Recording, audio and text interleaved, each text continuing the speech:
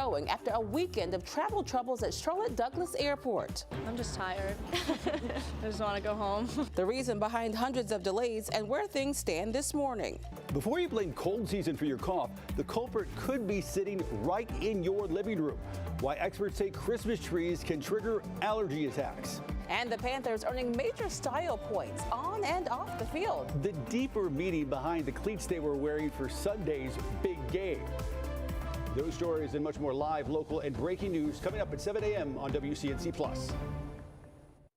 A big week ahead for WCNC Charlotte's Magical Toy Drive. On Tuesday, we are hosting a telethon where you can call in to donate. Then next Saturday, you have two in-person options. You can bring a new unwrapped toy to the Belk at Carolina Place from 8 a.m. to 2 p.m.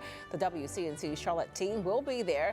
Now you can also bring a toy to Carowinds to get a free single-use fast lane pass. Just scan that QR code you see there on the right side of your screen to see all the ways to donate. And major delays continue to set up in Gaston County. This is a screenshot from I-85 northbound near McAdenville. Right now, seeing a stretch of delays from that crash about 4 miles. It is blocking one lane of traffic. Best workaround would be to take Wilkinson Boulevard instead. Also, Iredell County crash on I-77 south north of Cornelius Road. A stretch of delays 5 miles. You'll definitely want to leave extra early this morning, Chris. And tomorrow, weather alerts because we're looking at widespread rain, a cold rain indeed. And after that, sunshine comes out for your Wednesday and then still very cold for this time of the season. We'll have another round of cold rain on Friday heading into Saturday. So no big up and up on that 7-day forecast. Welcome to December. All right, join us over on WCNC Plus.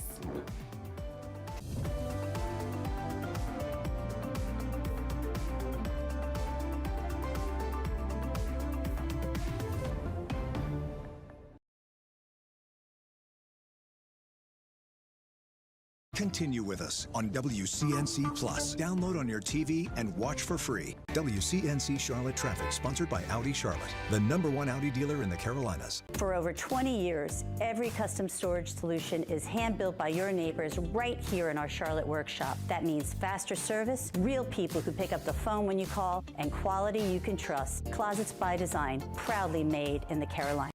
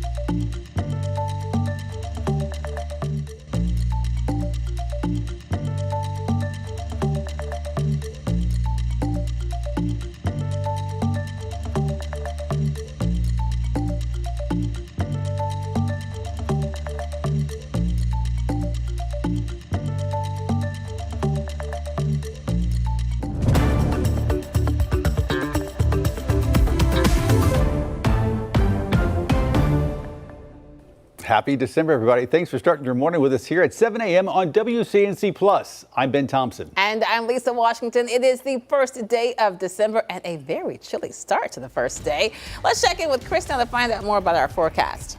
Hey, thanks a lot, Lisa. Ben, well, first off, I want to show you the exact case and scenario, what's happening across the country. Well, one, there's been snow to the north, there's snow over here in Oklahoma, and then these systems that you're seeing down towards the south are the early makings of which will become our next nor'easter, technically cutting across the Carolinas and then eventually working its way up into the northeast. But today's high is right around 50 degrees. But look off yonder into the distance. We have some pretty thick clouds that are across our skies, but we are also seeing some breaks as well. I think the sunniest part of the day is this morning, and that also shows the big difference from what we have this morning heading into tomorrow morning, because tomorrow morning you will not see the sunshine. It will be cloudy, it'll be wet, miserable real start to the day, and a little bit cooler as well. And then as we work our way through the day, eventually we'll have an overcast end to it, but we are seeing a much better improvement as far as that cloud cover goes. Tonight's forecast, we are down to the mid to the upper 30s, freezing around the mountains, and that is a big deal in play as far as what we're going to see come from our skies.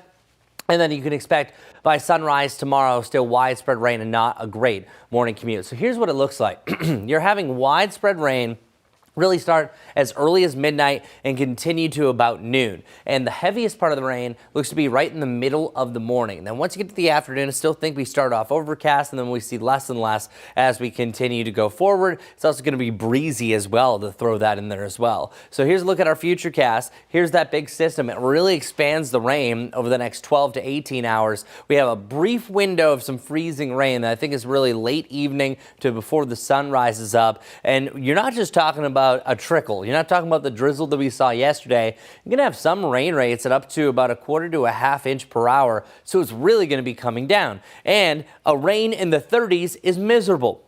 We say this all the time. You almost would want snow associated with it. But yeah, it's just going to be as cold as it can almost get without it snowing. And there's the slightest possibility that maybe even a pocket of snow could come from it, but not accumulate to anything around the greater Charlotte area. But then going forward, that's why we are weather alert, because of the cold rain and how it's going to be affecting your morning commute. So give yourself extra time. But there's also that mountain event. The ice is going to be a possibility starting off later on this evening. That's the reason why that we have a winter weather advisory. So coming up, we're going to break down the ice potential. I'm going to slow it down for you on our future cast coming up here in about 20 minutes, showing you exactly when the rain's entering, when it's getting out of here, and also the totals we can expect. And we're also going to spend some more time on the next rain chance if we can see some wintry mix with that as well. But first, let's get over to Becca. So glad that she's joining us this morning, but of course it's busy on you.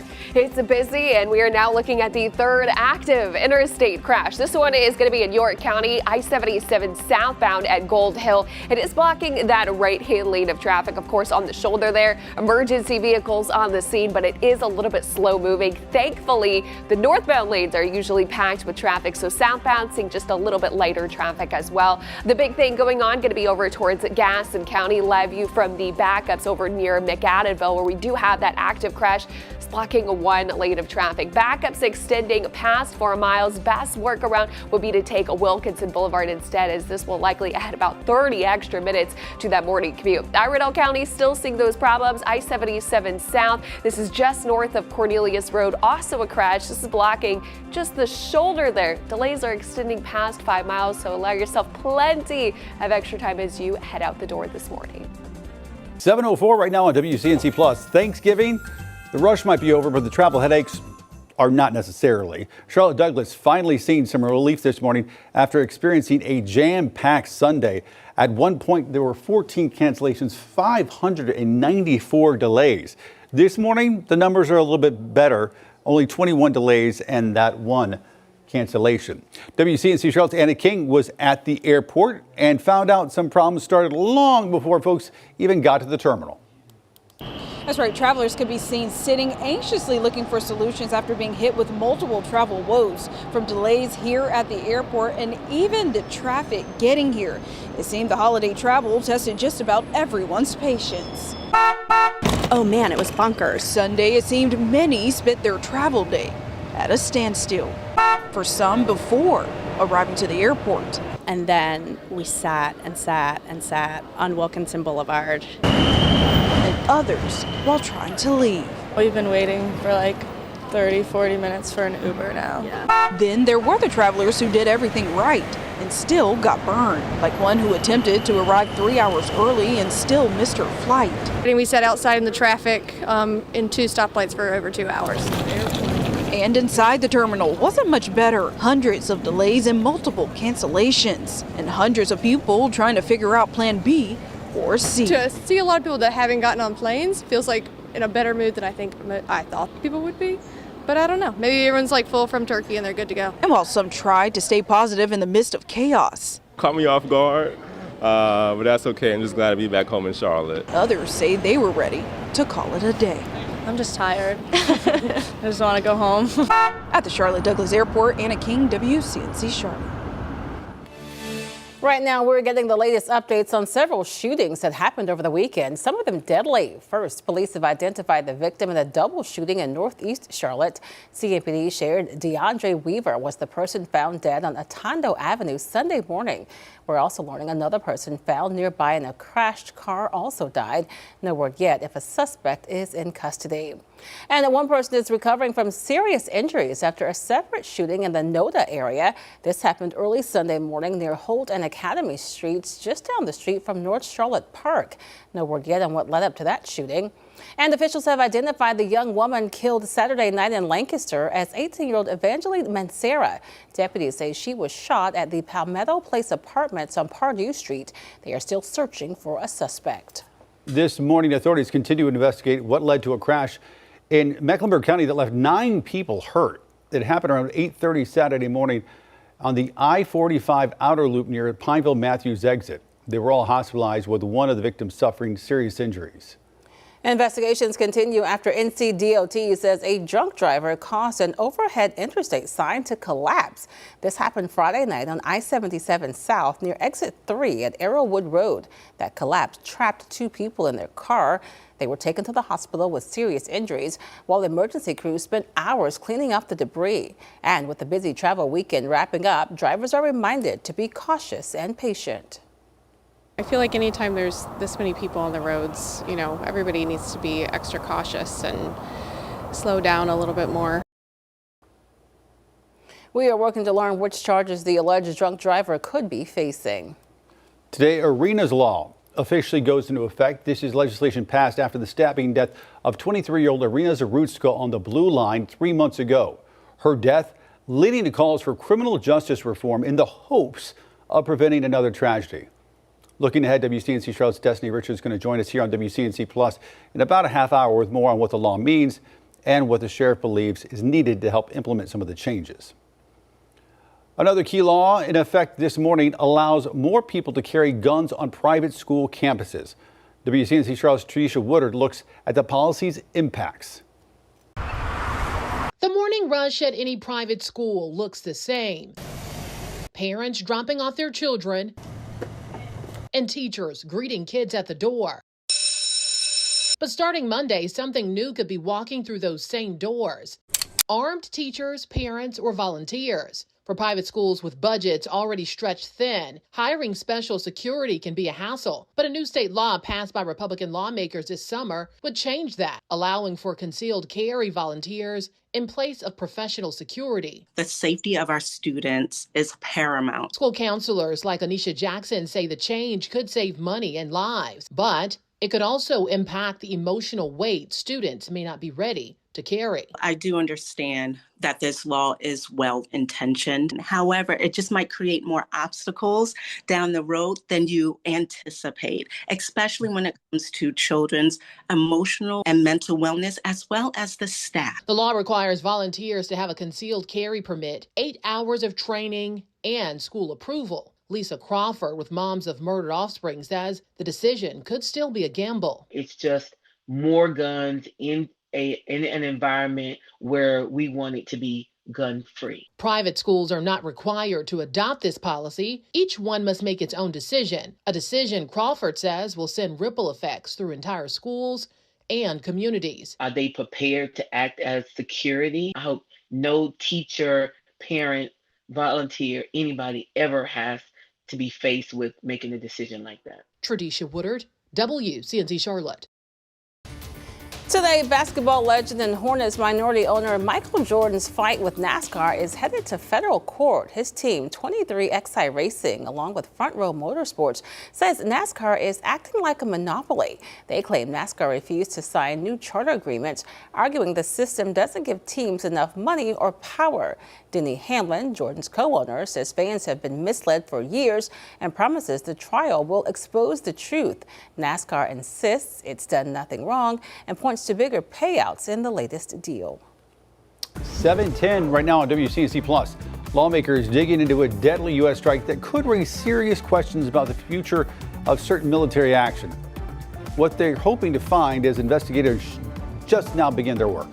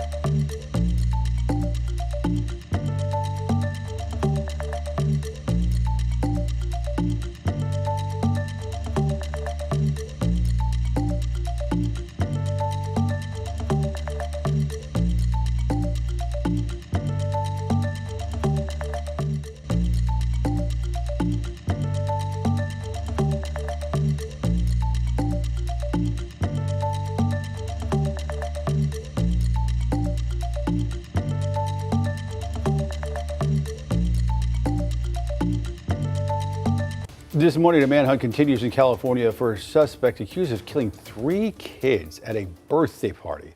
It all unfolded in Stockton, which is south of Sacramento. A 21-year-old was also killed and 11 others hurt. This was a children's birthday party where they had several attendees. Families came together to celebrate. Preliminary information does indicate that this is a targeted incident. Our investigative team is pursuing that right now. A 9-year-old is among the victims fighting for their lives this morning. Despite earlier reports, plans for Border Patrol operations in New Orleans are not expected to begin today. A senior Homeland Security official tells NBC News they will begin sometime later in the week. Although the exact duration is not known, the operation is expected to be relatively short. Initially, the immigration crackdown was to be called Swamp Sweep, but that name has apparently changed. Officials haven't disclosed the new name. According to New Orleans' last census, about 6.5% of its residents were foreign-born. Both the House and the Senate have launched inquiries into a reported second U.S. strike on a suspected drug boat in the Caribbean last September, a strike that reportedly killed survivors of the initial hit. Sources say the Pentagon carried out the second strike after the first failed to kill everyone aboard the vessel, which the Trump administration claims was moving drugs from Venezuela. NBC's Alice Barr reports from Washington. This morning, a growing push for answers about the U.S. boat strikes off Venezuela targeting alleged drug smugglers. President Trump backing Defense Secretary Pete Hegseth amid new reporting the Pentagon carried out a second strike on a boat to kill survivors of the first hit. Pete said that didn't happen. Does that make you? I have great confidence in it. A U.S. official and a source familiar with the actions tell NBC News it happened on September 2nd, and the Washington Post, citing two sources, was first to report the second strike came because Secretary Hegseth had ordered all on board killed. We'll look into it, but no, I wouldn't have wanted that, not a second strike. Critics in Congress calling it a war crime. So this rises to the level of a war crime if it's true. And the questions that we've been asking for months are, give us the evidence that the folks on board were really narco traffickers.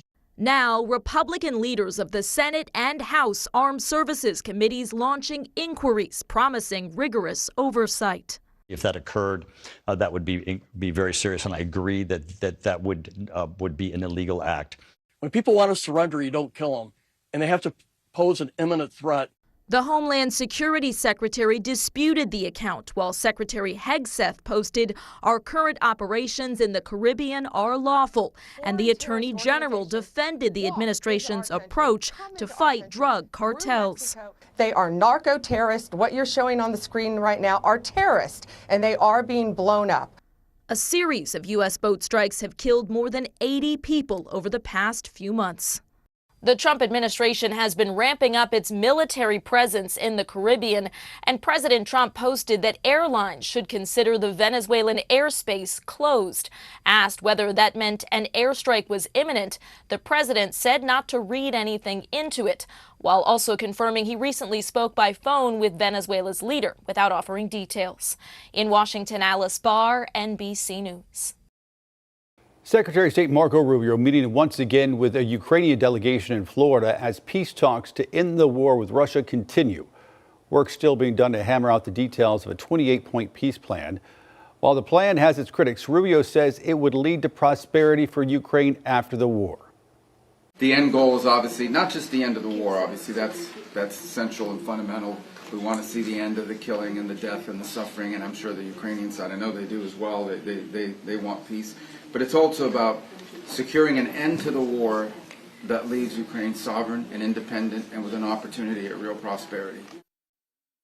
The negotiations come as Russia is launching missile and drone strikes against cities and key infrastructure across Ukraine. Ukraine also striking energy and defense targets in Russia. This morning, Pope Leo continuing his first foreign trip, and now in Lebanon, where he is calling for peace in the region. The Pope spoke to several senior government and religious figures, praising Lebanese people for their resilience, while also continuing to ask representatives for lasting peace in the region. Lebanon has seen some spillover from the Israel-Gaza war. The country also has the largest number of Christians in the Middle East. Chris? Winter weather advisories are something that are quite common during the winter months, which, by the way, welcome to meteorological winter. We have our first round of freezing rain, and we'll let you know when it moves in, how long it's going to last, how much we could see, and the effects that we have around the Charlotte area. That and more coming up.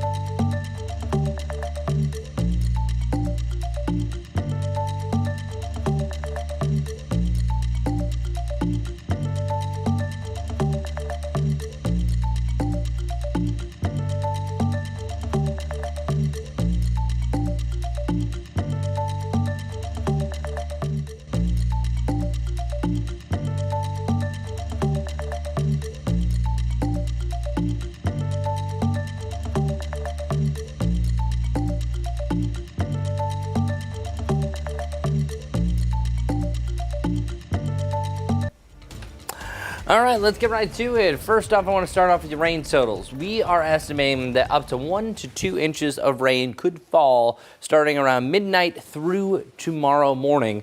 And then some of that is going to translate over to a little bit of ice. Now, here is one of the higher totals that I've seen for some of our futurecasts, representing that we could have anywhere from about 1/10 to even 1/3 of an inch of ice. That would be very problematic. But the way that these typically work, whenever temperatures are closer to 30 degrees. So what happens here in a freezing rain event is that actually when the water freezes on contact, releases something called latent heat. So it's called a self-deprecating factor, meaning that the more freezing rain you get, it actually gets warmer and eventually cuts off the freezing rain capability. And I think that's exactly what we're going to have. I think most totals are going to range around 1/10 of an inch of some light ice, and that's causing some slick spots. Still be careful walking and driving. And then it will get close to that problematic range where it's especially dangerous on bridges and overpasses, and a lot of roads starting to get some of those slick spots. And then you get close to power lines starting to fail. I think we're just outside of that criteria. So I just wanted to mention some of the caveats that appear with some of the ice first before we moved on to our timing. So our futurecast is showing that those clouds are actually going to be really forgiving for us for the first part of the day. That's the nicest change that we've seen throughout this morning. So more sunshine is anticipated. Then those thicker clouds start to take over as we work our way through the afternoon. Still some on and off bright spots, and eventually it's overcast. Here comes the rain. We're seeing a chance for maybe some flurries initially, and then things change over to straight freezing rain with temperatures around 29 to 31 degrees. That would be accumulating ice, and the heavier that it gets, well, it's not going to be a good situation. So we're still going to call worst case scenario up to about 1/4 inch, best case scenario less than 1/10 of an inch. But you're seeing this rain take over really heading through the early morning hours between about 1 and 3. We're really starting to see it take hold. Once you get to around sunrise, we'll be back above that freezing point, and then we continue through the peak of our morning commute. So not a great start to it. Mid to the upper 30s, very cold rain, and that rain will be heavy at times. By the conclusion of our morning, we're seeing the final exit of that rain, and then we're drying out for the afternoon with another chance for rain and even some wintry mix. Next again on Friday, heading into Saturday. Now I'll get in more detail on that over the next 30 minutes, but first let's hit the roads. Becca Birdsall, see what's going on. All right, I'll start with the good news first. That crash I was monitoring in York County, I-77 South near Gold Hill, that was blocking one lane of traffic. That has completely cleared. Don't have to worry about that. Some more good news over towards Gaston County. I've been talking about this crash for a hot minute. I-85 northbound near McAdenville, right at Main Street. Well, that crash has moved to the shoulder. You can see that there on the right-hand side. All lanes of traffic are back open, but look at the delays. The delays only continue to grow. Now still looking at 4 miles, so traffic has not improved. Best workaround would be to take Wilkinson Boulevard, take that to Wesley Drive to Main Street, where you then can get back onto I-85 northbound. In addition, Iredell County still have that active crash, I-77 South north of Cornelius Road. This crash only has the shoulder blocked, but it is causing delays extending 5.5 miles. The best workaround would be to take Highway 21, but note that that is still pretty congested as well. All right, Becca, thanks so much. A big week ahead for WCNC Charlotte's Magical Toy Drive. On Tuesday, we are hosting a telethon where you can call in to donate. Then this Saturday, you have 2, not 1, but 2 in-person options. You can bring a new unwrapped toy to the Belk at Carolina Place from 8 a.m. to 2 p.m. A lot of you do that. We hope you will do it again this year. The WCNC Charlotte team is going to be there. And you can also bring a toy to Carowinds to get a free single-use fast lane pass. Scan that QR code on your screen to see all the ways to donate. All right, folks, 724, take a look at this. Sunrise over Charlotte on the 1st of December. Couldn't look better. Keep it right here on WCNC Plus.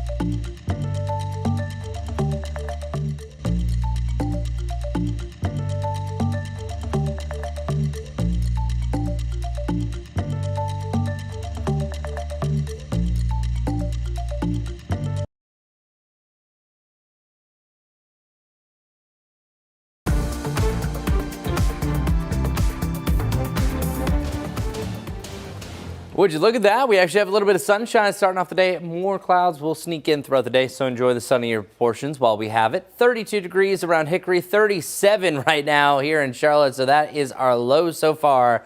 And our highs today only around 50 degrees, so much of us getting into the upper 40s. And then we'll thicken up the clouds as we continue throughout the day, so increasing cloud cover, ending overcast as that sun is setting. And then check it out through the overnight. Got to stay weather alert. We're seeing signs of a wintry mix changing over to all freezing rain for the high country. That's why you're under a winter weather advisory. Some areas seeing more than others, and then widespread rain takes hold for your Tuesday morning. A rough morning can be, but should be done by about noon. So we are weather alert for tomorrow, then much better by the afternoon. And then heading through this week, really well below average temperatures, either side of 50. Let's get over to Becca, who has a busy morning so far. Two major delays right now. The first one is going to be over towards Gaston County. You do have a crash that has moved to the shoulder. This is on 85 and northbound right near McAdamville. So look at those delays right now extending over 4 miles. Best workaround will be to take Wilkinson Boulevard instead. In addition, Iredell County do still have that crash. I-77 south just north of Cornelius Road. Backups extend 5.5 miles. You'll definitely want to avoid the area.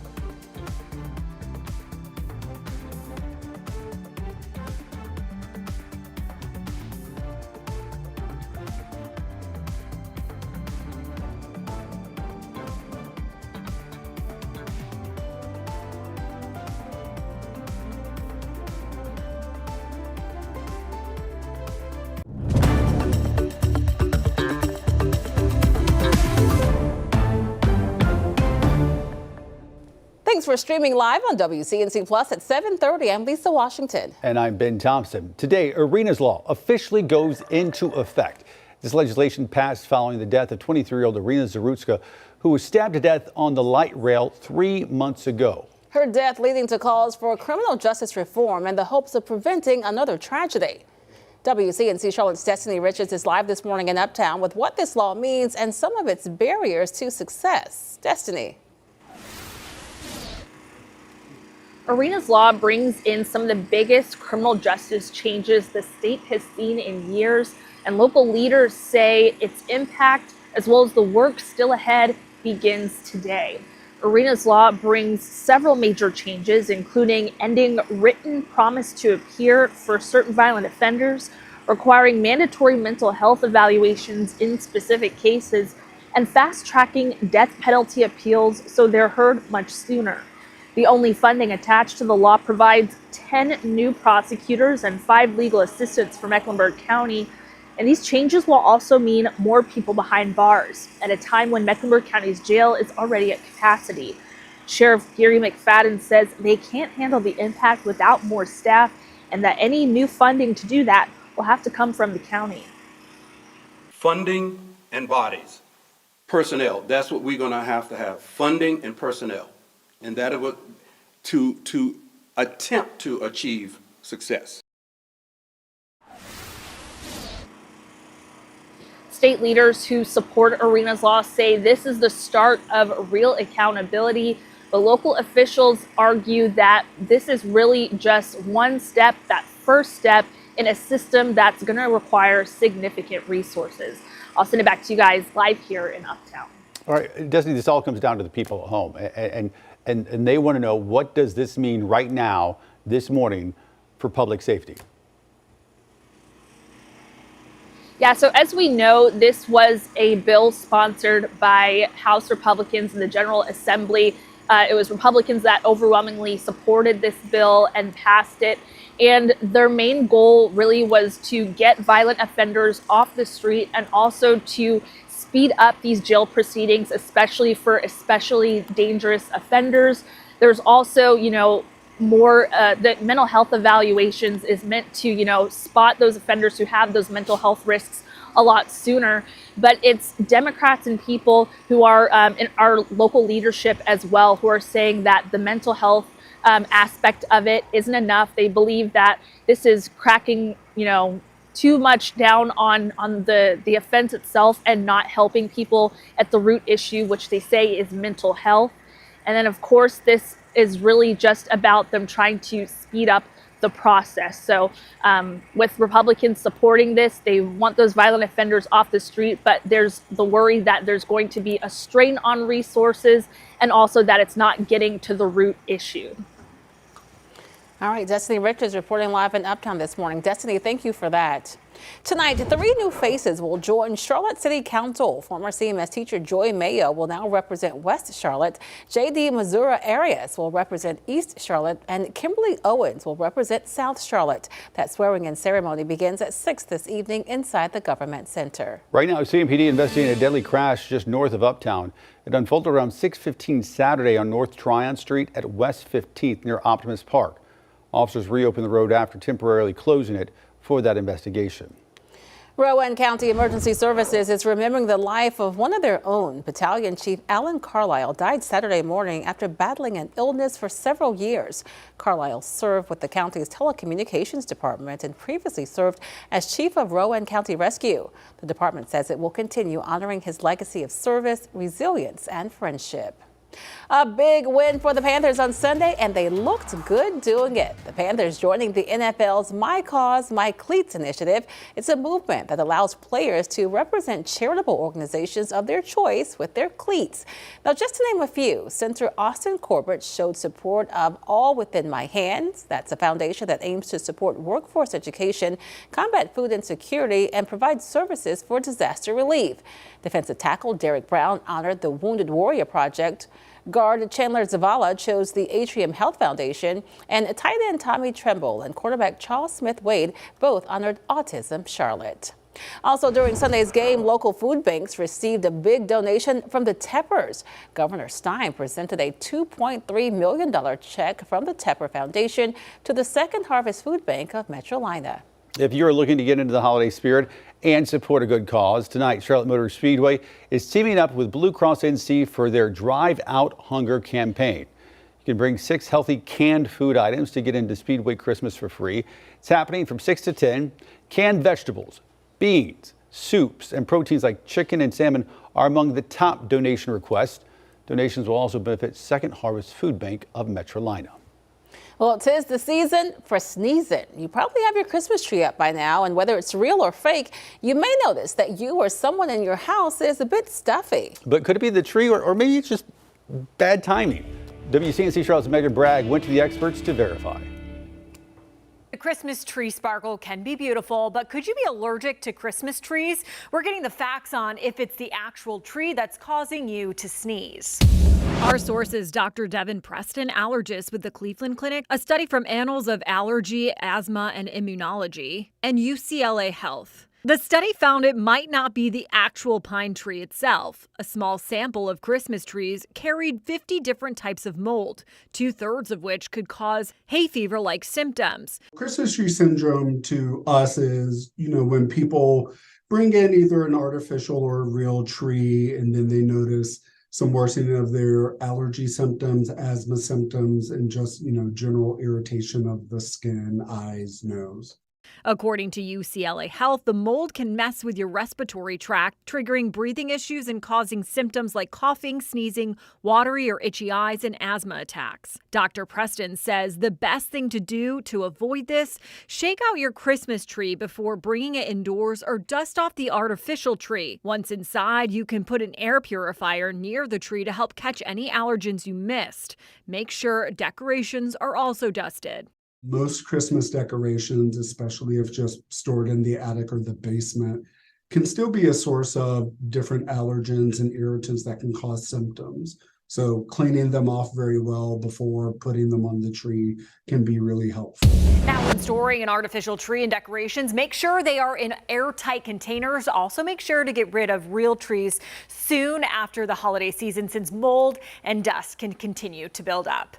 With your Verify, I'm Megan Bragg. Thanks a lot, Megan. Let's start with our temperatures. It's chilly, but honestly, this is where we should be for this time of year.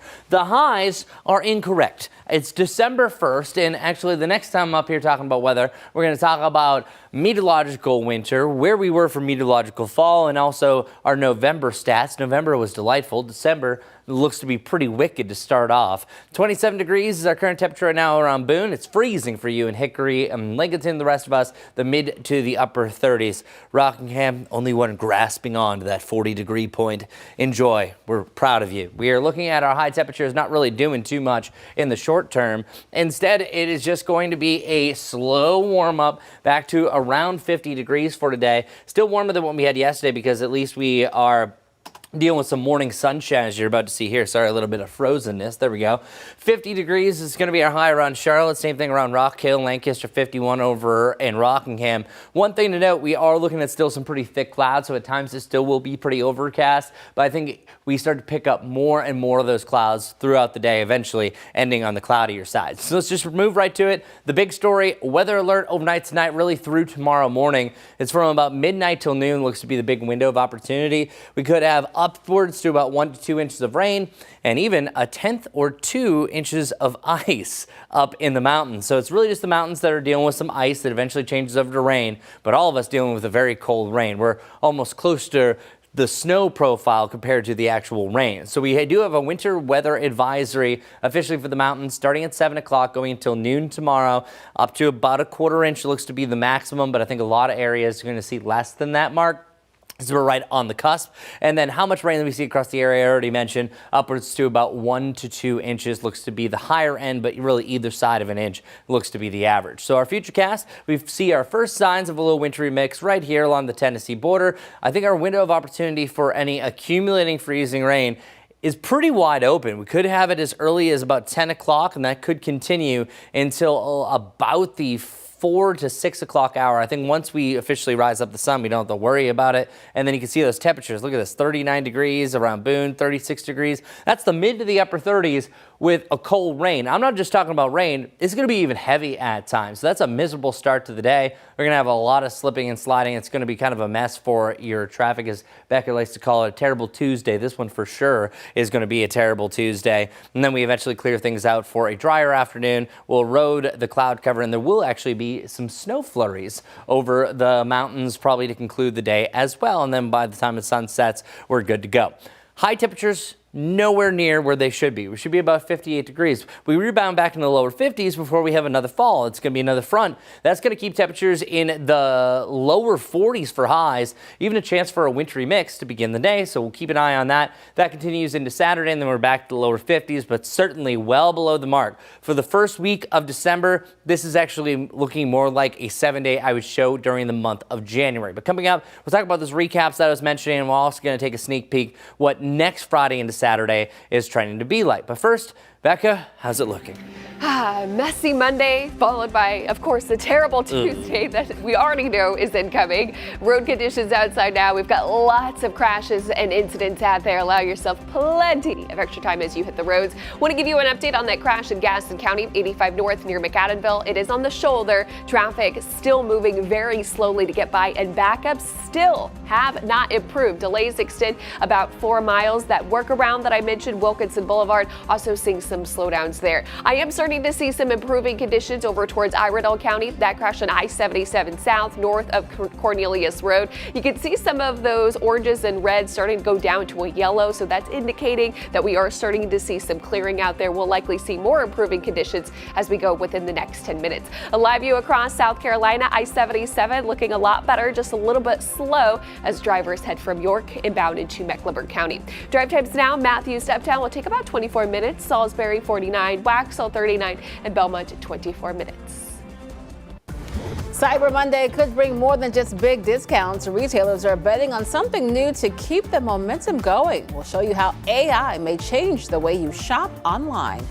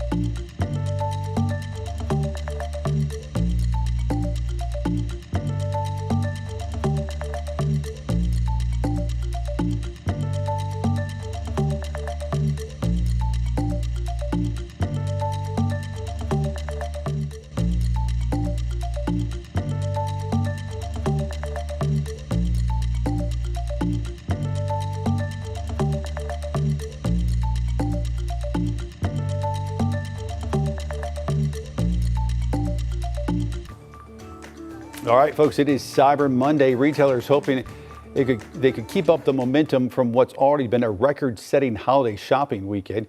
Here's NBC's Brian Chung with the impact AI will have on online shopping.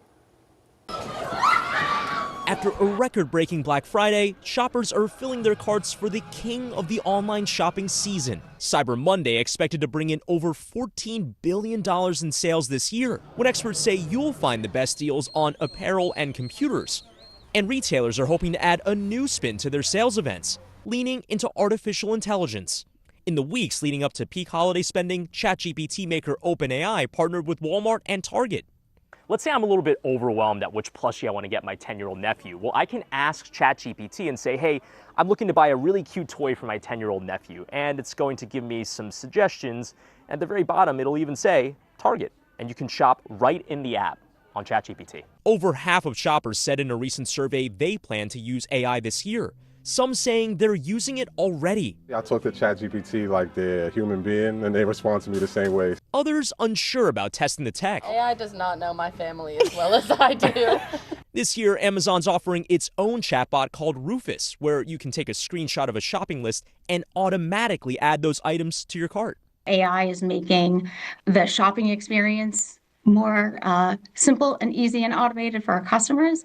Cyber Monday this year, getting an AI upgrade. Brian Chung, NBC News.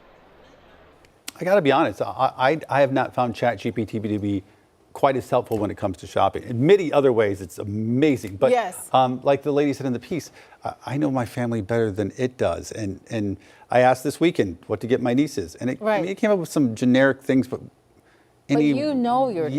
Yeah, exactly. So I almost find like once you know something, it can help you like refine it or you know, sort of take it to the next level. But I told you, I use it for grocery shopping, creating the grocery list, which I think is very helpful. But yeah, I think picking out gifts for people, I know them. next generation ChatGPT, it will have it down pat. Well, picking out a Christmas tree is a holiday ritual many families observe after Thanksgiving. Maybe you did it this weekend. In recent years, artificial trees have become increasingly popular, offering convenience and reuse year after year. However, this year, Christmas tree farms will see many new faces. Economic experts say tariffs are driving up the price of artificial trees, most of which are made in China, causing many to return to the holiday tradition of picking out their real Christmas tree. The Real Christmas Tree Board says 84% of growers are not raising prices this year despite tough growing seasons and higher costs.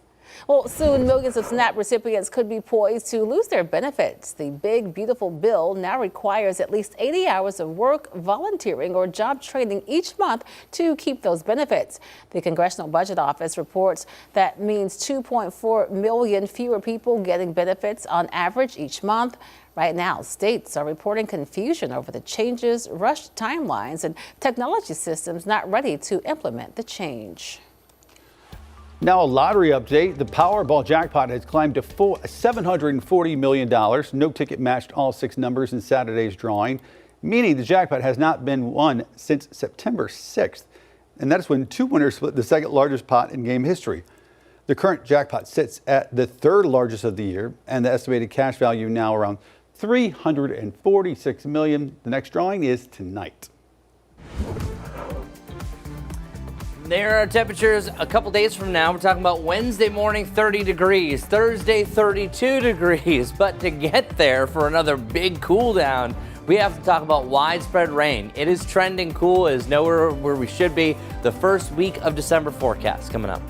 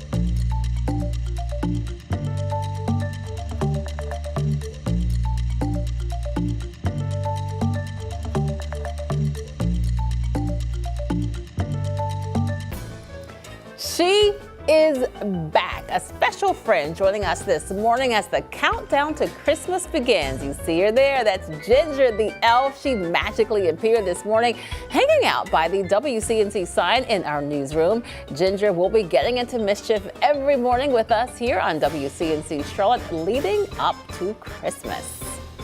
Chris, she's going to be watching you and your forecast. All right, cold for me, it seems. especially for the forecast, the way things are going. Now, if we could just base how I've behaved by the month of November. Yes, it's all over the place, but a good time. 80 degrees, that was the highest temperature that we had. That was back on November 22nd. That was also the second latest 80-degree high that we've had in Charlotte history. 29 degrees was the bottom. It also had a trace of snow. That's the 42nd time or 42nd November that we've had at least a trace of snow during this month, dating back to in the early parts of record keeping from 1878. And then the average, 55.1, that was the 16th warmest. This is also the 8th driest. So talk about all these different opposites, but still, November was historic and multiple reasons. Our meteorological winter officially starts today. So in meteorology, we don't deal with our Gregorian calendar. We don't deal with it changing from the 21st to the 22nd for the equinoxes or different solstices. Instead, it's just by month. So we have December, January, and February that break down the winter months. So that means the book officially is closed for the fall season. And here's where we typically go for December, January, and February. 58 degrees where we are today. Back to 55 by the 15th, and then we level out to 52 by the first of the month, the first of the year, and we pretty much stay there for most of the month before things start to come up during February, and actually by the end of February, we're averaging 60 degrees. So realistically, it's just now in January we are dealing with some of the colder temperatures, but note, February is also notorious for the biggest snowstorms and even some of the coldest temperatures that we've ever had. Now, our rain chances are widespread today, but they're likely again on Friday heading into Saturday. We have a really interesting setup for the long term, but let's get to the short term first. We have cloud cover that is taking over today, so we have the sunniest part of the day right now. Once you get to about midnight, that's where rain is really starting to take over. Once it starts raining, it's not going to stop for quite some time. I think by the conclusion of the morning, rain is getting out of here, but I want to show you real quick what this looks like. This is our long-range futurecast. We have that roll through. Our next system, it's a little bit of rain Thursday, but watch.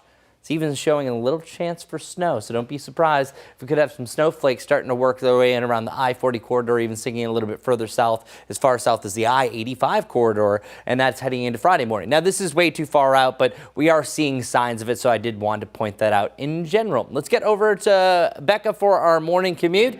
News update. What's going on? Better, worse? About the same right now. Definitely very slow, especially over towards South Charlotte. I-77 northbound. This is I-77 over towards Carowinds Boulevard, just before you hit Westinghouse. And yes, definitely allow yourself a plenty of extra time as you hit the roads this morning. The newest update for that crash in Gaston County on 85 North near McAdenville. Well, delays are still the same, extending now still about 4 miles. So Wilkinson Boulevard will be your best bet. Still lots of active crashes and incidents across the area, but that one I mentioned in Gaston County is going to be the one causing the most significant delays. Definitely want to get that alternate route over towards Wilkinson Boulevard. In addition, still monitoring this crash North Graham Street near Allen Road, causing just minor delays. Becca, thanks. Folks, it's a big week for our Magical Toy Drive. Coming up tomorrow, we're hosting a telethon where you can call in and donate. We've made it very easy. And then coming up Saturday, you can bring a new unwrapped toy to the Belk down at Carolina Place from 8 a.m. to 2 p.m. We'll be out there. Come by, say hello. And then, if that's not enough, you can also take a toy to Carowinds to get a free single-use fast lane pass. If none of that works, there's still yet another way. Scan that QR code on your screen. We are going to take a quick break, but make sure that you keep it right here streaming on WCNC Plus.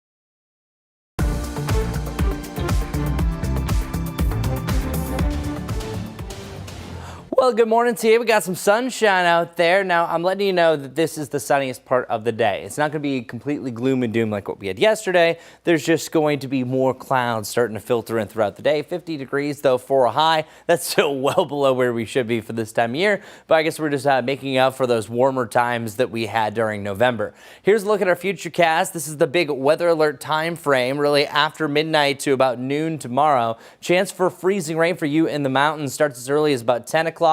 And then that'll continue on and off throughout the early morning hours. Widespread rain takes over for a really wicked morning commute. Not great with some heavier rain again, ending by about the hour of noon. Jerry Hunt Supercenter 70 forecast has one weather alert day for the time being. Either side of 50 degrees most of the week. Another big cool down with another chance for rain, even a wintry mix Friday heading into Saturday. Becca, take it away. What's going on? Taking you out on the roads now, a live look over towards I-77 at the John Belk Freeway. Got lots of issues out there on the interstates, especially this one in Gaston County, 85 north near McAdamville. That right-hand shoulder is blocked, and we're still seeing delays extend about 4 miles. You'll want to avoid this area. Take Wilkinson Boulevard instead to get to your destination. In the meantime, still lots of active crashes and incidents across the greater Charlotte area.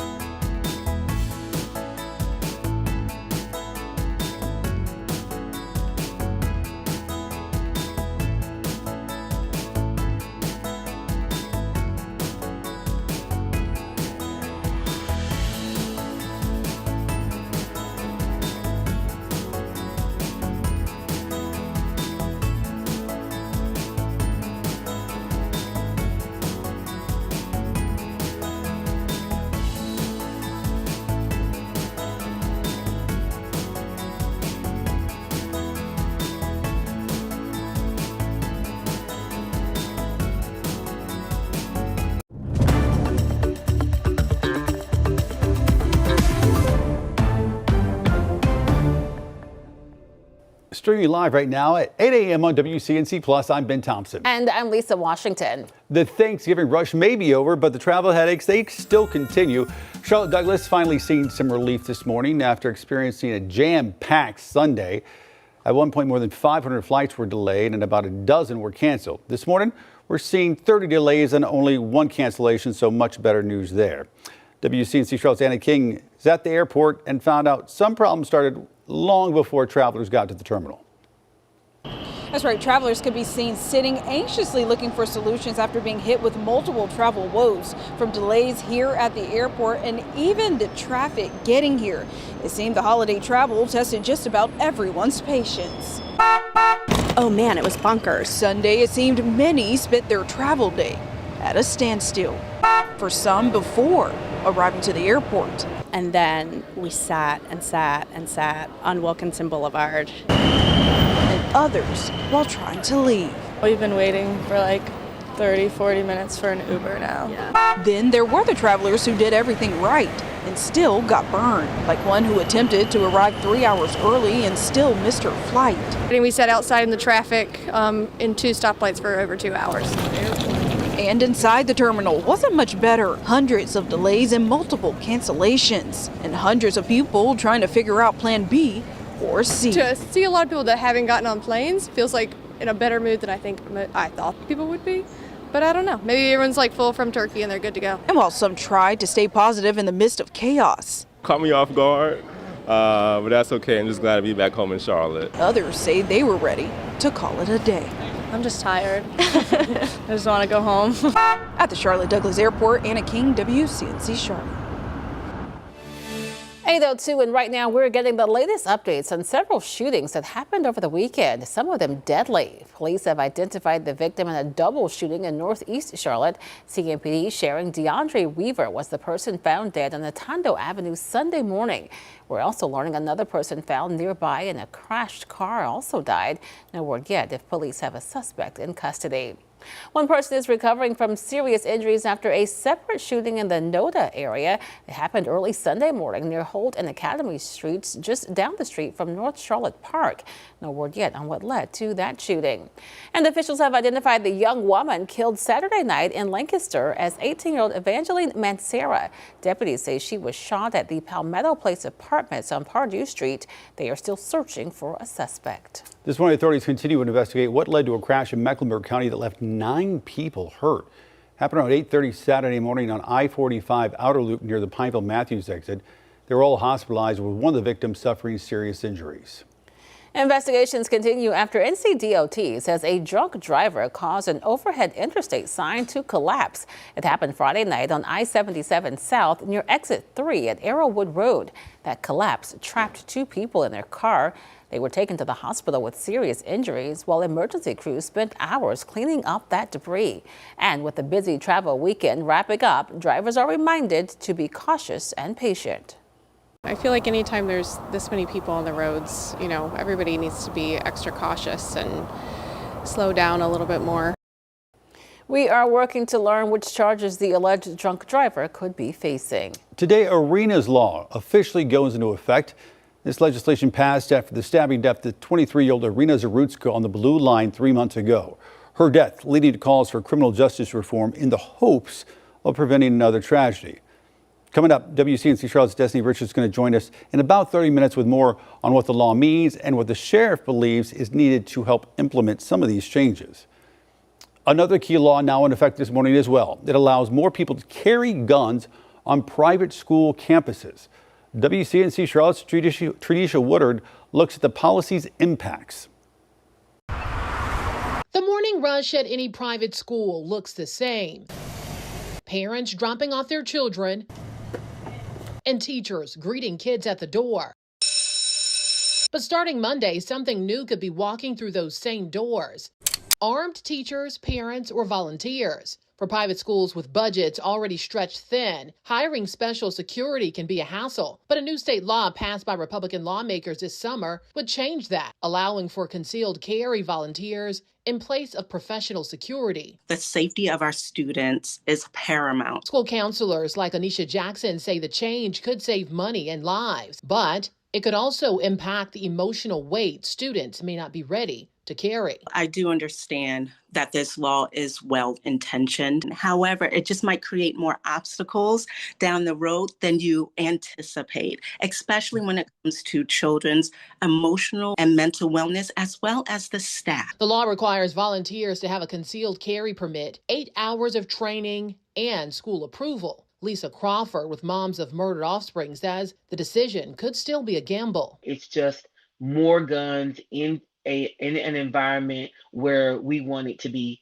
gun-free. Private schools are not required to adopt this policy. Each one must make its own decision. A decision Crawford says will send ripple effects through entire schools and communities. Are they prepared to act as security? I hope no teacher, parent, volunteer, anybody ever has to be faced with making a decision like that. Tradisha Woodard, WCNC Charlotte. Thanks, Ladradisha. All right, here's Sugar Mountain. Sugar Mountain has been the mountain that led the pack as far as opening up for the ski season. And it looks great up there. Perfect conditions, nice and cold to form a little bit of snow. Now, maybe not for the near term, because what's going to happen is we have some significant travel impacts where there's potential for not just rain, but freezing rain. So mountain ice, chilly, heavy rain at times, not great. Use caution, and I'd wear the warmer rain jacket or water resistant jacket if you got it. So our winter weather is really just up here. The rest of us just dealing with a cold, miserable rain. I'm talking about the mid to the upper 30s. So very close to snow profile, and we're going to be dealing with that for a good portion of the morning tomorrow. Here's what it looks like. This is 10 p.m. We officially have a winter weather advisory that starts around 7 o'clock for the mountains. At that point, some flurries could fly, and then we start to change over to a freezing rain profile. Temperatures are cold enough for this. So we have some accumulating ice at that point. Rain really starts to pick up once we head into the early morning hours. At that point, I think our freezing rain window is starting to close really between about 4 and 6 o'clock, and then things get much better as temperatures get back above the freezing point. But still, the higher you go up, still a chance for a little bit of that accumulating ice. Meanwhile, the Charlotte area, getting my big head out of the way, this is 8 o'clock on your Tuesday. So right around this time tomorrow, you're looking at widespread rain across the area, even rain rates up to about 1/4 to 1/2 inch per hour at times.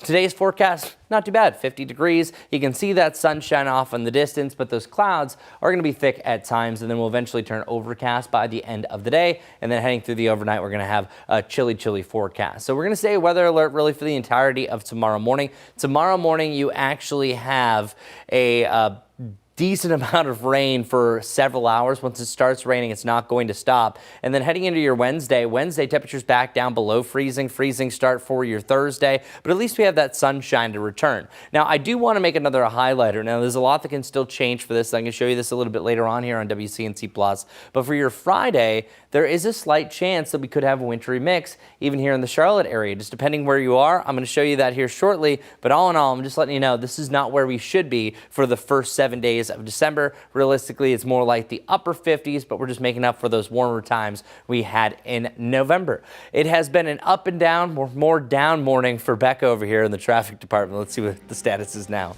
Starting to improve in some locations, but other locations not so much. This is actually one of the nicer views across much of the area. This is I-77 at Atondo, just north of Uptown.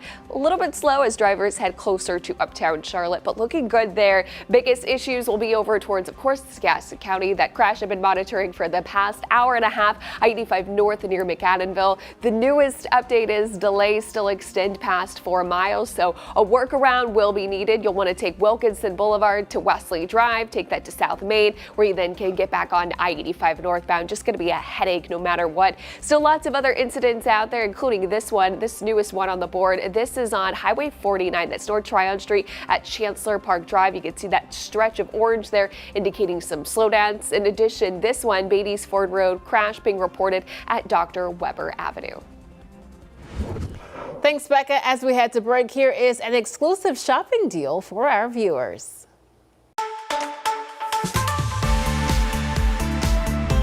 Hey, our team tests products all day long. It's literally all we do. We bring you the best deals, and we've come through for you today with this range of products from Frigidaire. We'll get to these bad boys in just a second, but I want to start with the ice makers. In our test, the best ice makers on the market. I want to start with this one. This one's really my favorite. It's the Frigidaire Nugget Ice Maker. This thing makes 33 pounds of ice a day, and you can see this is the good ice. I'm a lefty. This is always so awkward. This is the good stuff, the good ice. And here's the thing about my ice maker at home. It takes forever to start making ice. This one starts making ice within 10 minutes. How cool is that? Maybe you want this one though, a little smaller. This makes 26 pounds of ice a day, enough to fill a water cooler.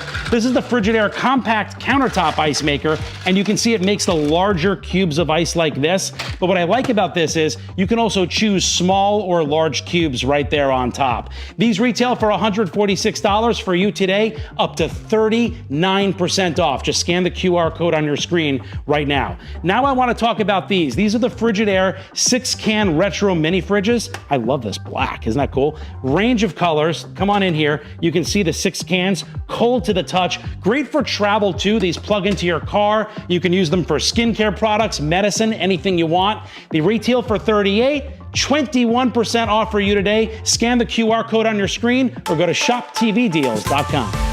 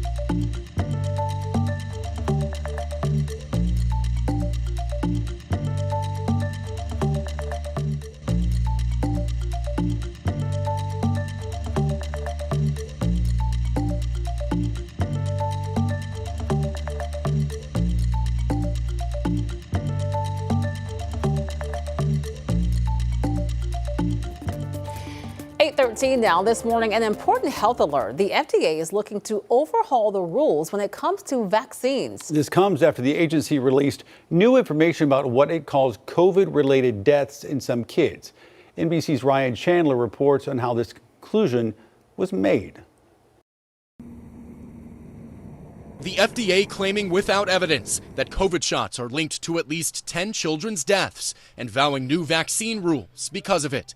In an internal memo obtained by NBC News, the director of the FDA's vaccine division, Dr. Vinay Prasad, alleges no fewer than 10 deaths reported to the agency between 2021 and 2024 were related to the COVID vaccine. It appears 10 deaths of children from the COVID shot. We're going to make that information available.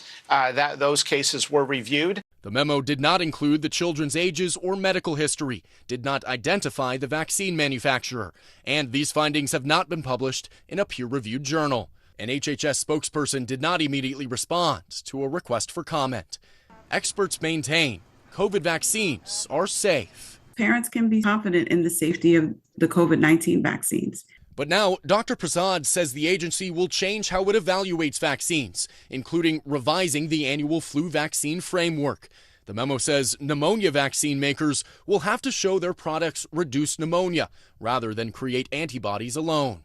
They can just make it not a very good business proposition, and people will stop making vaccines.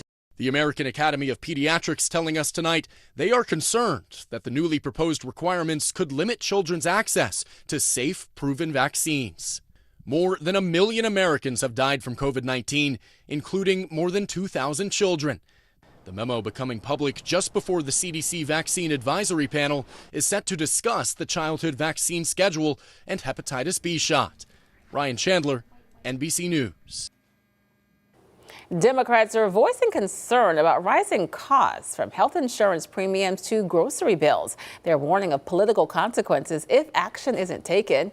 Minnesota Senator Amy Klobuchar says the upcoming December 15th vote on Affordable Care Act subsidies will be a critical test of whether Congress is willing to act. People are seeing their health insurance premiums double or triple. We have a chance to do something. December 15th is a day, and then they're going to be doubled or tripled for next year if this doesn't pass. Either we're going to pass this by forcing this vote, or we are going to get this on legislation, or we are going to march into the midterms and beat them despite their resistance. Klobuchar says Democrats will make affordability a central issue heading into the midterms if Republicans refuse to act. New research suggests it's never too late to exercise and says working up a sweat could help protect your brain. Scientists looked at data from more than 4,000 people and found that staying active in midlife could cut dementia risk by about 40%. Even starting later in life showed benefits, lowering the risk by nearly 45%. Study couldn't say exactly how much activity is needed, but experts recommend at least 150 minutes of moderate exercise each week. With more than 55 million people worldwide living with dementia, researchers say every step counts. A recall alert this morning. Silvestri Sweets is recalling 2 holiday barks because they may contain undeclared allergens. The pecan, cranberry, and cinnamon bark may contain undeclared wheat, while the cookie butter bark may contain undeclared pecans. Both came in 5-ounce packages. They were sold nationwide at Aldi stores. No illnesses have been reported. Holiday travelers on storm watch as the second round of winter weather is putting roads and flights in jeopardy. What you need to know if you are traveling.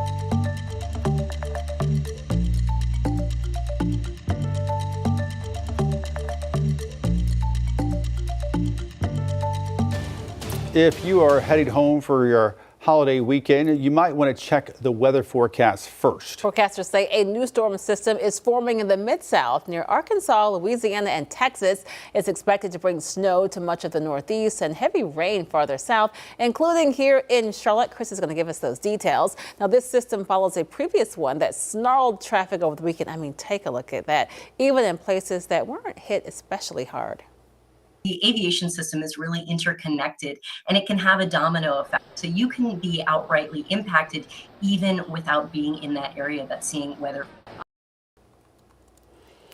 FlightAware reported about 12,000 delays and about 1,000 cancellations nationwide yesterday.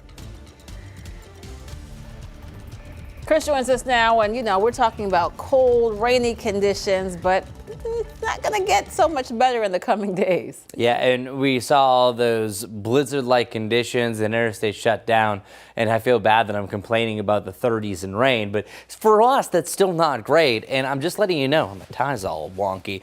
We are going to see a chance for some ice up in the high country, but what we were just talking about is these fronts down towards the south, and what's really going to be interesting is how this is going to blow up and flourish. It's this area right here that is going to turn into a big-time wet weather system, even snowmaker, and if this was trending a little bit further south and we had some colder air, we could be talking about even a snow setup, where what we're actually seeing is the development of what's called a Miller A nor'easter setup, and that's exactly what the system's going to do. It's going to cruise past the Carolinas and eventually allow for some precipitation up into the northeast. So here's what it looks like. This is 4 p.m. today. Notice how the precipitation coverage doubles. It completely fills in all the gaps heading into tomorrow. So that's what's happening. It's not one of those systems that, hey, there's the rain, here it comes. It's there's the system, here it strengthens as it gets a little bit close to us. So it's not just going to be rain, it will be heavy rain. So you just need to know tomorrow morning, not all that great. Now, most of us watching probably have to travel at some point. If you can avoid traveling in the morning, good, just wait for the afternoon. If you had to head out into the thick of it for the morning commute, it's not going to be great, just letting you know. Meanwhile, for the high country, you are anticipating a little bit of freezing rain, less than a quarter of an inch likely, but that still is going to have some impacts here and there. Some slipping and sliding is going to be a possibility. As I mentioned, this is a morning event, and the further south you go, the more rain we're going to see. Some areas even seeing up to 2 to 4 inches of rain in the southern parts of South Carolina. The system will cruise its way off towards the north and east, and we'll see the sunshine come back out for your Wednesday. Rainfall chances aren't done after that. We have another likelihood of seeing some rain, even a wintry mix, Friday heading into Saturday. It's really Thursday night into Friday, and then Friday night heading into Saturday that we have this system. Doesn't look like much, but does show a chance for a little burst of snow. Nothing will be too problematic heading into your Friday morning, and then we see just general rain heading into your Saturday. There's a lot that could potentially change with this. I just wanted to point it out because it is an anomaly, something that we're watching very closely. And Becca's been watching the traffic very closely because if you turn your head, it changes. That's right. And right now, I do want to show you a live view from I-77 at Sanford Road. This is over towards Huntersville, so rush hour traffic is still ongoing across much of the area, and we are tracking about 12 active crashes and incidents across the area. The biggest one this morning has been in Gaston County, 85 North near McAdamville. It is on the shoulder, but those backups, that's the newest update, extending now 7 miles. Even though all lanes of traffic are open, it is slow moving out there, so definitely take Wilkinson Boulevard to get around this. You do not want to wait in this traffic. In addition, a couple of other things I'm looking at, including this crash. This is on North Tryon Street at Chancellor Park Drive, and another one on Beatty's Ford Road at Dr. Weber Avenue. Right now, Matthews to Uptown will take about 28 minutes, and Salisbury up to 50. Hi, this is Ray Sprinkle. It's Monday, time for Carolina Trivia, and today's trivia is all about something that I think just about everybody loves, and that is pizza. Your favorite type of pizza from coast to coast. People love it, but we're talking about first in Charlotte, North Carolina, the very first pizza spot right here in the Queen City, regardless of what part of the country you're from. Open Kitchen. The year was 1952. The first slice of pizza served right here in Charlotte. That's back when people really didn't know much about pizza, at least in this part of the world. So the Open Kitchen over on Moorhead, home of the first pizza pie, as they called it back in those days. That's right, Italian foods and more. The Open Kitchen featuring delicious pizza. That's an ad from the newspaper back in the day. Once again, Open Kitchen, home of the first pizza in Charlotte. That's today's history. I'm Larry Sprinkle. And Open Kitchen is still open, That's by right. the way. All right, a big week ahead for WCNC Charlotte's Magical Toy Drive. On Tuesday, that's tomorrow, we are hosting a telethon where you can call in and donate. Then this Saturday, you have 2 in-person options. You can bring your new unwrapped toy to the Belk at Carolina Place from 8 a.m. to 2 p.m. Our team is going to be there. We know that so many of you come out each year. We hope to see you again this Saturday. You can also bring a toy to Carowinds to get a free single-use fast lane pass. Just scan that QR code you see on the right side of your screen to find out all the ways to donate. 8:25 right now on WCNC Plus. Live pictures right now over uptown from our WCNC Tower Cam on a clear and cold morning. Changes are afoot and not necessarily good ones. I'll leave it to Chris to explain coming up next.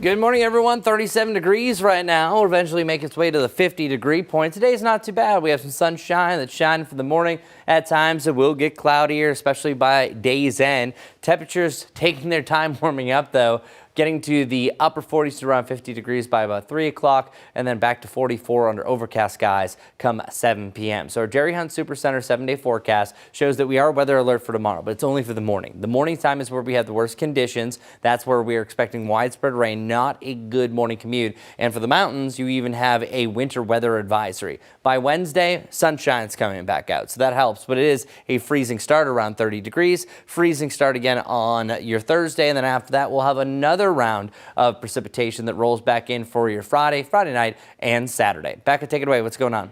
All right, looking at a couple of things right now. It has been a busy Monday morning commute, but what we are looking at is going to be this crash on I-85 in northbound near McAdenville over towards Gaston County. It is blocking the shoulder. All lanes of traffic are open, but look how slow moving it is. Delays extending now 7 miles. You do not want to wait in this traffic. Best alternate route, take Wilkinson Boulevard to Wesley Drive to South Main Street, where you then can get back on to I-85 North.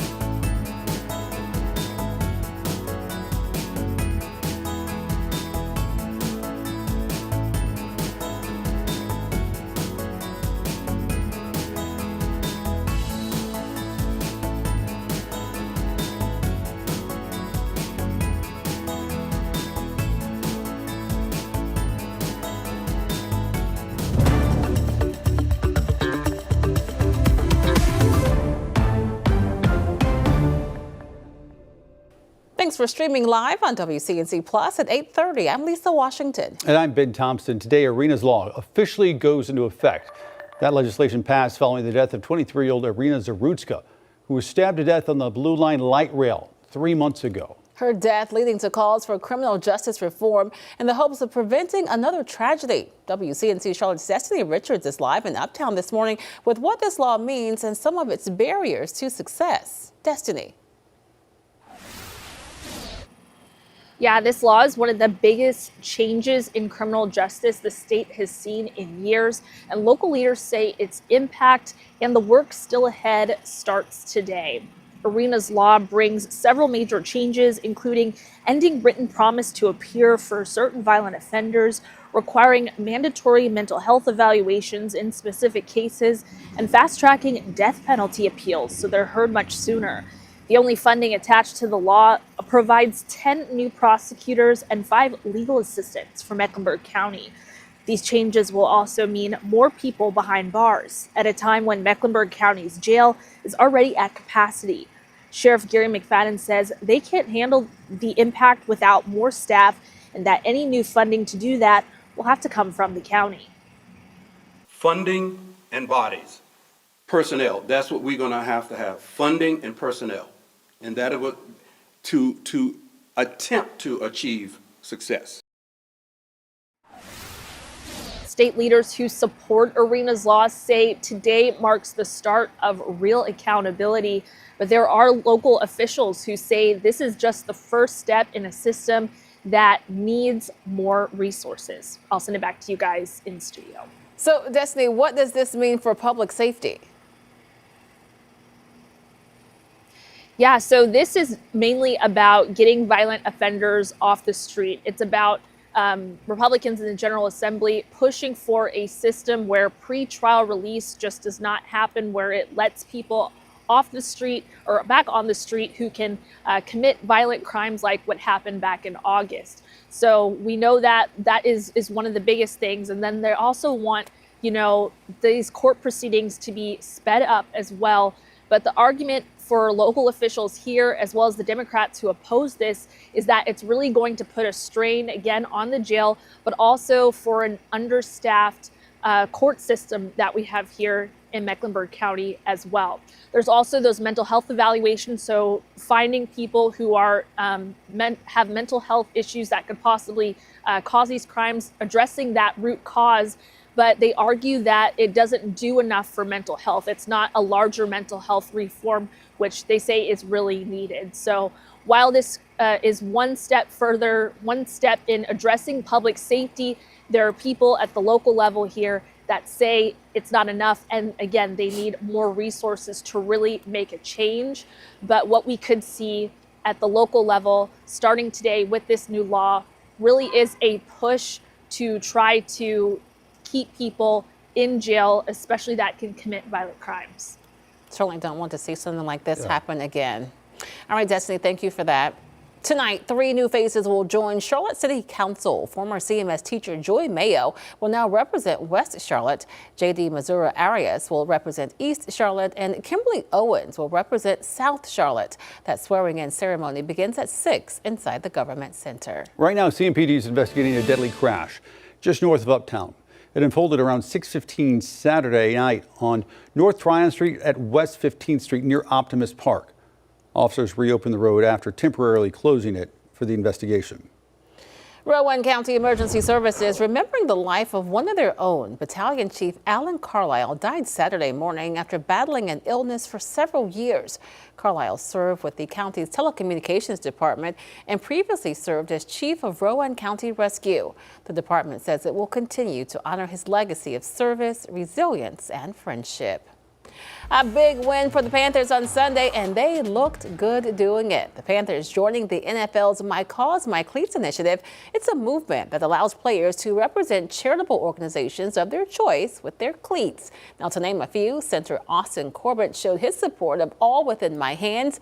That's a foundation that aims to support workforce education, combat food insecurity, and provide services for disaster relief. Defensive tackle Derek Brown honored the Wounded Warrior Project. Guard Chandler Zavala chose the Atrium Health Foundation, and tight end Tommy Tremble and cornerback Charles Smith-Wade both honored Autism Charlotte. Also during Sunday's game, local food banks received a big donation from the Teppers. Governor Stein presenting a $2.3 million check from the Tepper Foundation to the Second Harvest Food Bank of Metrolina. If you are looking to get into the holiday spirit and support a good cause, tonight, Charlotte Motor Speedway teaming up with Blue Cross NC for their Drive Out Hunger campaign. You can bring 6 healthy canned food items to get into Speedway Christmas for free. It's happening from 6 to 10. Canned vegetables, beans, soups, and proteins like chicken and salmon are among the top donation requests. Donations will also benefit Second Harvest Food Bank of Metrolina. I like the fact that they want you to bring healthy canned food. Yes. Because, of course, all of it's appreciated, but sometimes it's not very healthy. So I love the emphasis there. Oh, I like that. All right, 'tis the season for sneezing. Maybe you have your Christmas tree up by now, and whether it's real or fake, you may notice that you or someone in your house is a bit stuffy. But could it be the tree, or maybe it's just bad timing? WCNC Charlotte's Megan Bragg went to the experts to verify. The Christmas tree sparkle can be beautiful, but could you be allergic to Christmas trees? We're getting the facts on if it's the actual tree that's causing you to sneeze. Our source is Dr. Devin Preston, allergist with the Cleveland Clinic, a study from Annals of Allergy, Asthma, and Immunology, and UCLA Health. The study found it might not be the actual pine tree itself. A small sample of Christmas trees carried 50 different types of mold, 2/3 of which could cause hay fever-like symptoms. Christmas tree syndrome to us is, when people bring in either an artificial or a real tree, and then they notice some worsening of their allergy symptoms, asthma symptoms, and just, general irritation of the skin, eyes, nose. According to UCLA Health, the mold can mess with your respiratory tract, triggering breathing issues and causing symptoms like coughing, sneezing, watery or itchy eyes, and asthma attacks. Dr. Preston says the best thing to do to avoid this, shake out your Christmas tree before bringing it indoors or dust off the artificial tree. Once inside, you can put an air purifier near the tree to help catch any allergens you missed. Make sure decorations are also dusted. Most Christmas decorations, especially if just stored in the attic or the basement, can still be a source of different allergens and irritants that can cause symptoms. So cleaning them off very well before putting them on the tree can be really helpful. Now, when storing an artificial tree and decorations, make sure they are in airtight containers. Also, make sure to get rid of real trees soon after the holiday season, since mold and dust can continue to build up. With your Verify, I'm Megan Bragg. Thanks a lot, Megan, as always. So current temperatures right now, 34 around Lincoln, 37 degrees around Charlotte. It is chilly out there, y'all. 50 degrees for a high today, increasing clouds. The bottom line, going forward, it is going to be a decent evening. That's great news for the Christmas tree lighting in McAdenville, Christmastown, USA. Temperatures falling to the mid to the lower 40s as we complete the evening, and letting you know, I think rain avoids any McAdenville drives, walk-arounds, you're good to go. It's really after midnight that we're going to be seeing the worst of the worst. So let's roll through our timing one more time. What you can expect for that precipitation to start to sneak its way in. Check it out. You have a mix of those pinks in there that represents some ice. Now, I think at first it's going to struggle, but then once it moves in, we're going to see a trickle of accumulation up to about 1/10 to 2/10 of an inch. That's what the winter weather advisory is showing us. And it's really around the early morning to mid-morning. I would really even say before sunrise that we start to see this wind down a little bit. Because the interesting thing with freezing rain is it starts to limit itself the longer it's going on. Because what happens here, I actually have a little weather IQ graphic that I made before.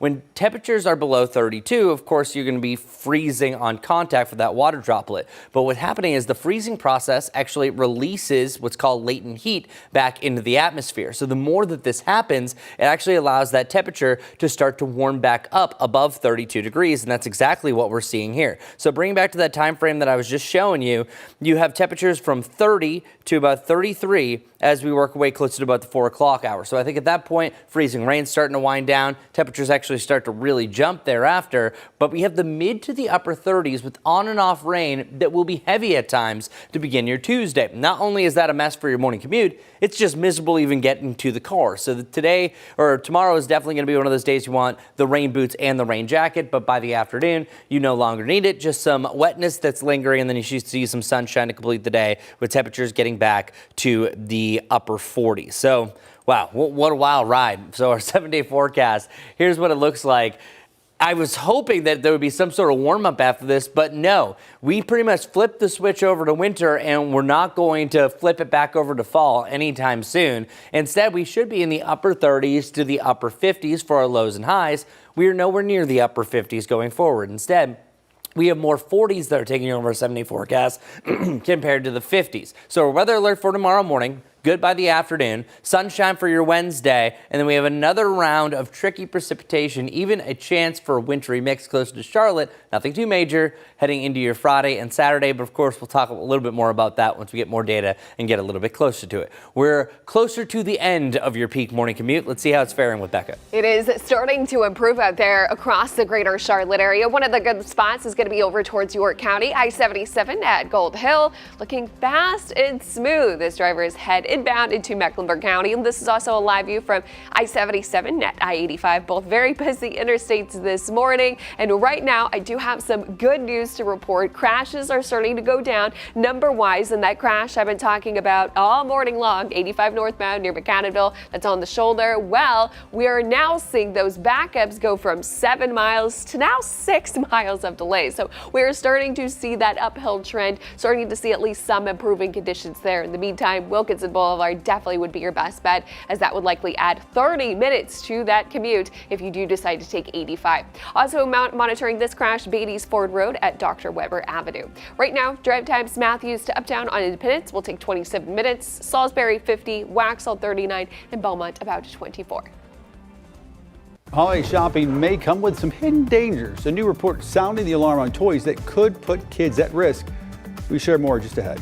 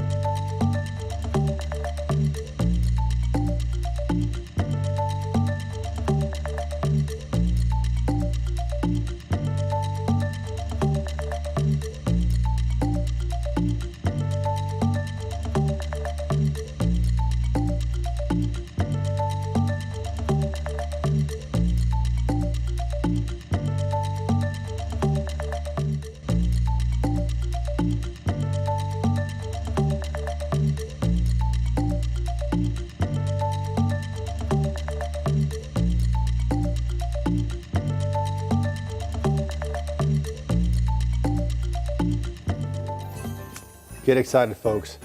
She's back. A special friend joining us this morning as the countdown to Christmas now really officially begins. If you've watched us for years, you know her, you love her. Ginger the Elf magically appearing this morning, hanging out by the WCNC sign in the newsroom, keeping it low key for her first appearance. She looks so innocent, right? You know, just sort of hanging out, assessing the situation there. We know she'll be getting into trouble soon.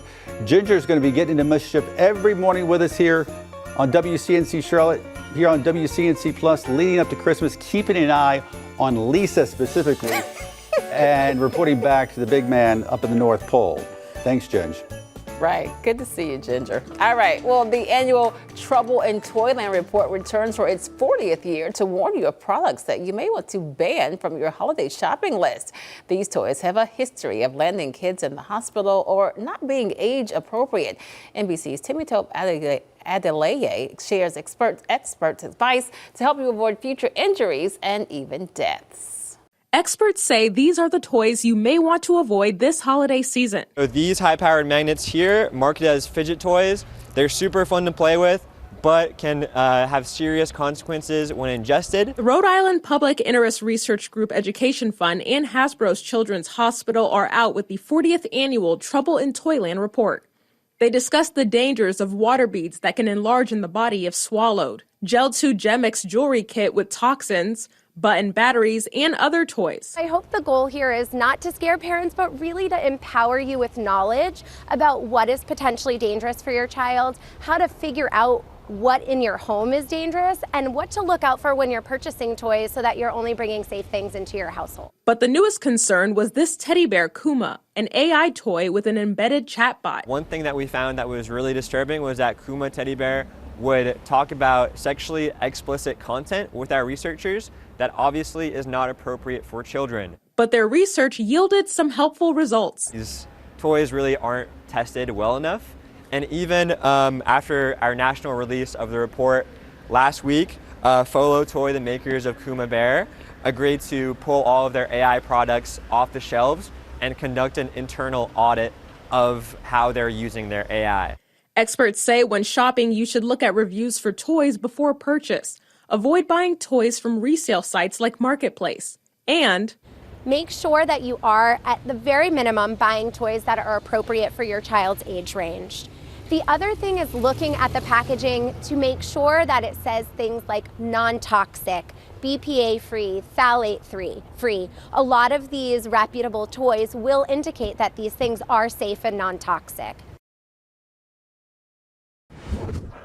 Getting a smartphone at a younger age could put children at higher risk of health complications. That's the finding in a new study published in the journal Pediatrics that looked at 10,000 12-year-olds. The study indicates kids who get phones at a young age are more likely to face obesity, depression, and not enough sleep. Many experts suggest parents hold off on giving their children phones until they are older. Hope my 12-year-old was listening to that. Okay, so just when you thought pie season was over, no. Another sweet celebration is waiting to be served. We'll tell you about National Pie Day next.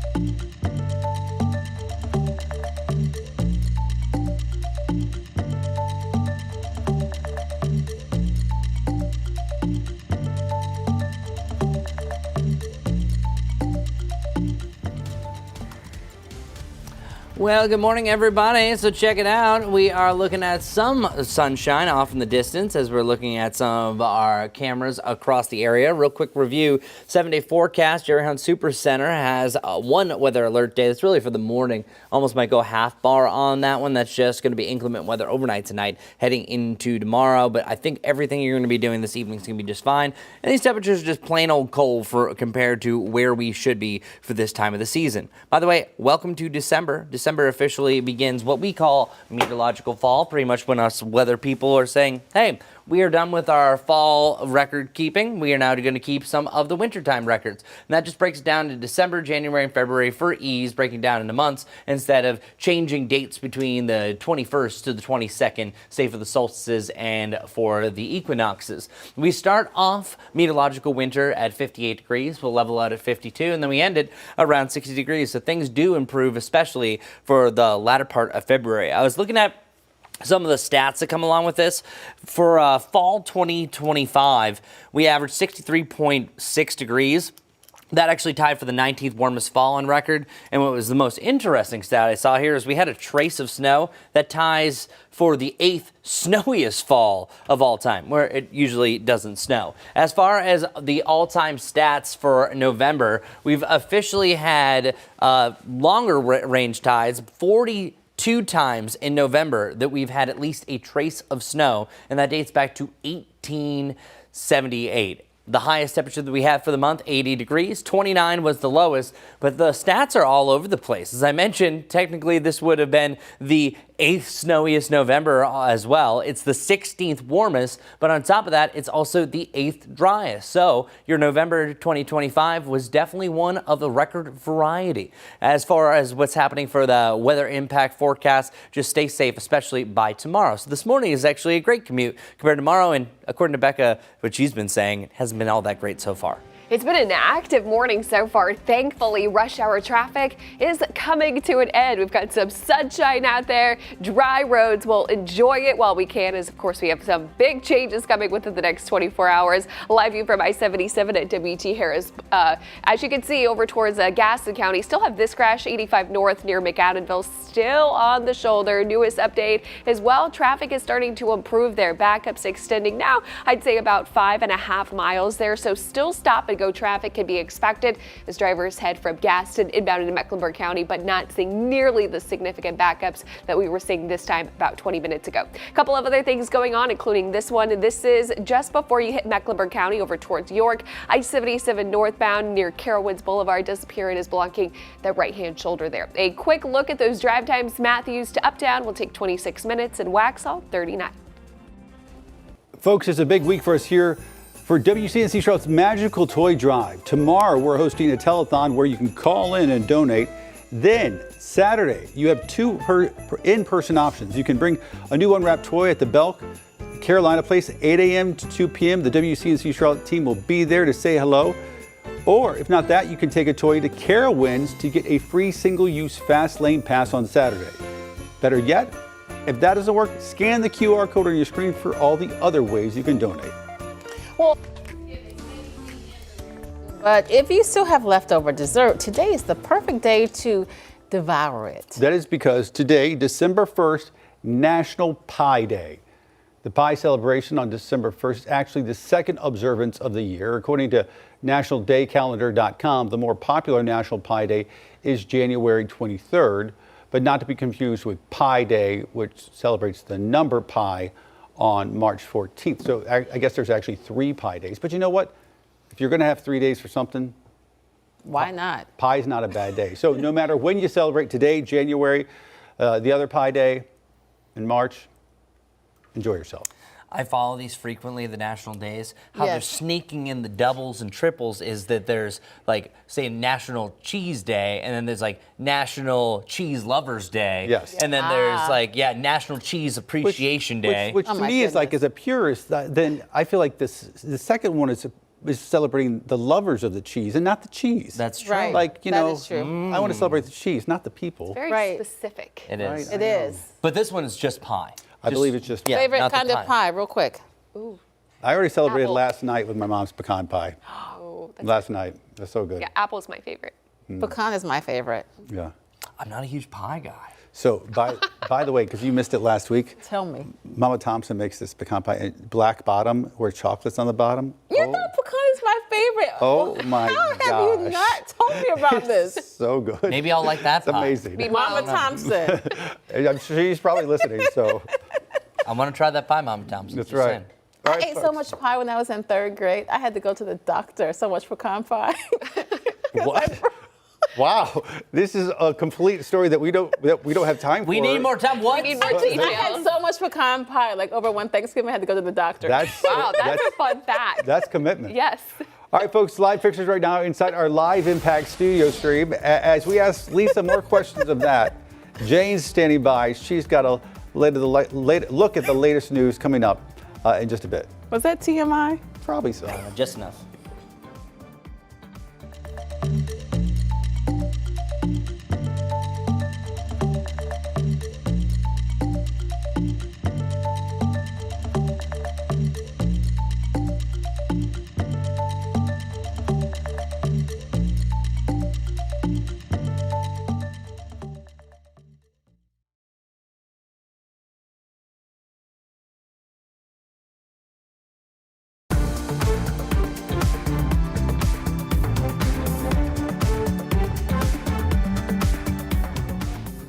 Good morning, everyone. We made it. December 1st. Welcome. And boy, does it feel like it. Almost feels more like January. High temperatures right around 50 degrees. We're seeing some sunshine start off the day, but more and more clouds build throughout, and then eventually we'll have an overcast end. And that's why we are staying weather alert through the overnight. Heavy rain moving in everywhere. Even a chance for some mountain ice. That's why we have a winter weather advisory starting at 7, ending around noon tomorrow. So the warmer rain gear is absolutely needed, and you need to give yourself extra time for your morning commute. Right now, we are weather alert for the morning primarily. By the afternoon, you're good to go. We can end that weather alert. And the rest of the week, just cold. Next chance for rain, even a wintry mix. Friday heading into Saturday. Let's get over to Becca for your morning commute, see what's going on. Looking a lot better out there. Live view across South Carolina. This is York County. 77 looking good. It is turning into a fast and smooth commute. Of course, the biggest issue this morning was that crash that was on the shoulder, I-85 north near McAdamville. Well, that has completely cleared, and we're seeing backups really start to improve now, extending only about 5 miles at the moment. Got a couple of other issues out there, including this one. Want to take you over towards northern Mecklenburg County. This is W.T. Harris Boulevard westbound at Reams.